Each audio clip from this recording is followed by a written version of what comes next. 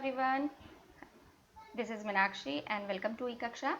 आज हम करेंगे क्लास 8 चैप्टर नंबर 1 जो साइंस बुक का है, उसका हम एक्सरसाइज करेंगे। पार्ट और पार्ट 2 में हमने पूरा चैप्टर समझा है बहुत अच्छे से। अगर आपने मेरा वो वीडियो नहीं देखा है तो ज़रूर देखिए, आपको ये एक्सरसाइज अच्छे से समझ में आ जाएगा। फटाफट देख लेते हैं exercise. Question number first, select the correct word from the following list and fill in the blank. Float, water, crop, nutrients, preparation. तो ये आपको पांचों में से इनमें फिल करना है। First, the same kind of plants grown and cultivated on a large scale at place is called crop. B है, the first step before growing crops is preparation of soil. Simple है, ये first step है आपका agriculture practice का। Next है C, damaged seeds would float करेंगे on water, on top of water. Next है आपका on D, for growing a crop sufficient sunlight and क्या चाहिए, न्यूट्रिएंट्स एंड वाटर। तो यहाँ पे आ जाएगा nutrients and water from the soils are essential. Next देख लेते हैं, मैच करना है। खरीफ क्रॉप्स कौन सी होंगी आपकी? खरीफ क्रॉप्स होंगी,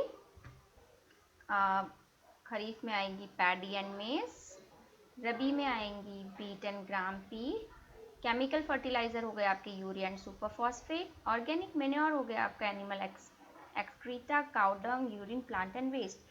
अगर आप ये सारे की सारी चीज़ें एक्सरसाइज आपने चैप्टर पढ़ा हुआ है तो ये बहुत ही आसान है। Give 2 example of each. Kharif crop and rabi, just अभी पीछे था। खरीफ में आपका कौन आ गया? पैडी आ गए, मेज आ गया, रबी में आ गया वीट, है ना, वीट है। और कौन सा है? वीट के साथ ग्राम है, पी है।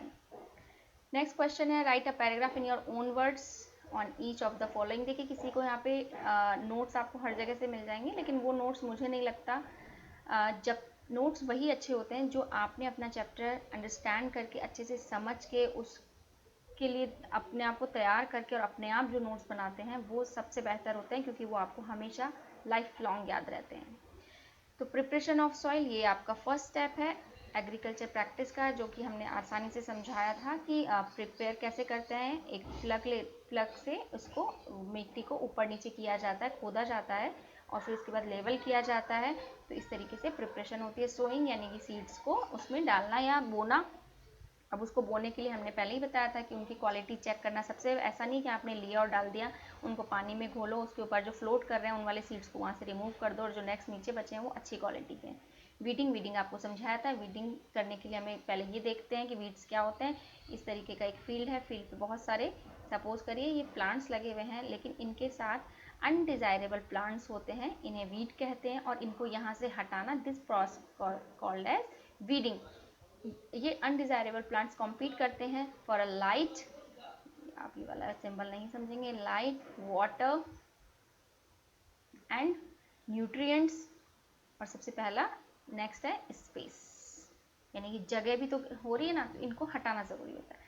थ्रेशिंग यानी ये जो क्रॉप्स है इनमें से यहाँ जो ये दाना निकलेगा, उस दाने को हार्वेस्टिंग के बाद में उस प्रोसेस को बोलेंगे थ्रेशिंग मशीन्स के थ्रू किया जाता है। तो ये सब आपको अपने वर्ड्स में एक्सप्लेन करना है। Explain how fertiliser and different form manure, तो दोनों में आपको डिफरेंसेस बताना है। तो ये हमने फर्स्ट तो यही है कि ये केमिकल्स हैं, मैन मेड है, ये नेचुरल है मैन्योर, और ये मैन मेड मतलब मैन मेड होते हैं बट ये अपने आप ह्यूमस की तरह भी यूज़ किए जाते हैं, तो अपने आप बन भी जाते हैं।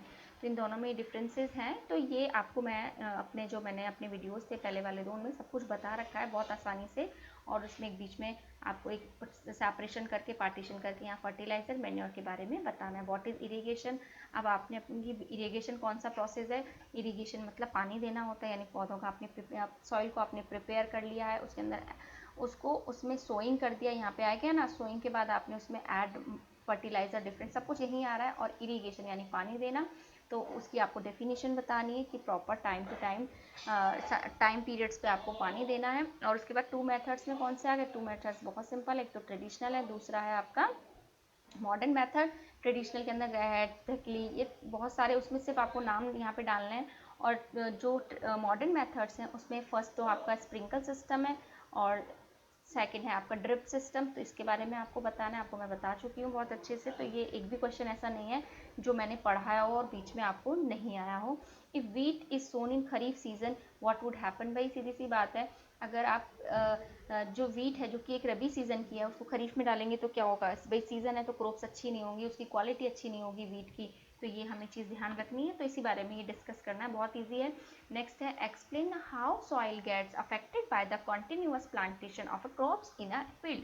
अब क्या है कि आप ये फील्ड है, इसमें आप बार बार प्लांटेशन किए जा रहे हैं, यानी कि एक क्रॉप्स को उगाया, उसके बाद नेक्स्ट आ गई, उसके बाद थर्ड आ गई, फोर आ गई, इस तरीके से नेक्स्ट आती जा रही है। तो भाई क्या होगा, सॉइल बंजर होती जाएगी, क्योंकि उसमें न्यूट्रिएंट्स कम होते जाएंगे कहीं ना कहीं, क्योंकि आपने उसको कभी ना प्रिपेयर कर रहे हैं ना कुछ कर रहे हैं, तो वो होता जाएगा, तो ये अफेक्ट होता है। तो हमें बार बार उसमें मैन्योर भी ऐड करना होता है धीरे धीरे, और उस सॉइल को हमेशा के लिए अच्छा बना के रखने के लिए उसकी सीधी सी बात है उसकी देखभाल, उसकी केयर करनी होगी।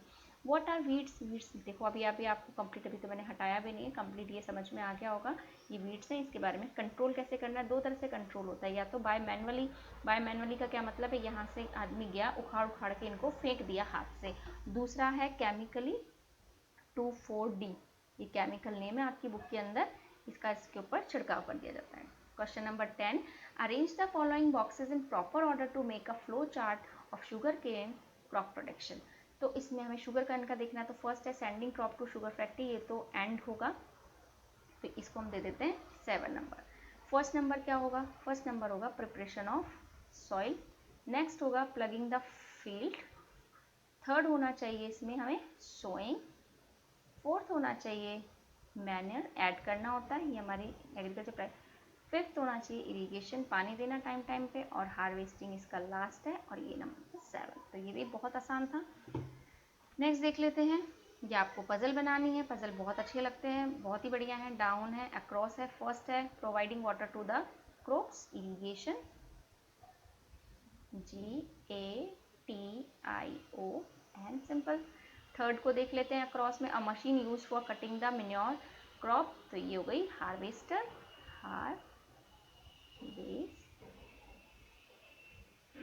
टू डाउन देख लेते हैं, keeping crop grains from a long time under proper condition, ये पढ़ा है हमने। स्टोरेज, ये आपके एग्रीकल्चर प्रैक्टिस का 7 नंबर वाला स्टेप है।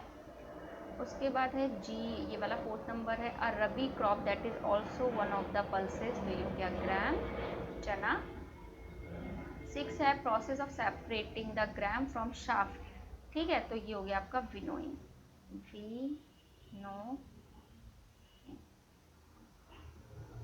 Fifth number down, certain plants of the same kind grown on a large जगह, सिंपल है CROP क्रॉप। तो इस तरीके से आपकी एक्सरसाइज कंप्लीट हो गई हैं, आपको समझ आएगा अगर आप चैप्टर नंबर 1 और 2 के मेरे वीडियोस देखेंगे, सॉरी चैप्टर नंबर 1 के पार्ट 1 और पार्ट 2 के आप मुझे वीडियोस देखेंगे, तो आपको कंप्लीट एक्सरसाइज समझ में आ जाएगी। आपको रटना नहीं है, आपको अपने समझने पर ध्यान देना है, इधर उधर नोट्स भी आपको रटने ही पड़ेंगे, अगर लिए तो आप अपने नोट्स खुद प्रिपेयर करें सेल्फ स्टडी के थ्रू। तो सेल्फ स्टडी पे मैं ज़्यादा फोकस करती हूँ, सो ये मैंने आपको समझा दिया है, कंप्लीट आपकी exercise. Thank you so much, bye bye.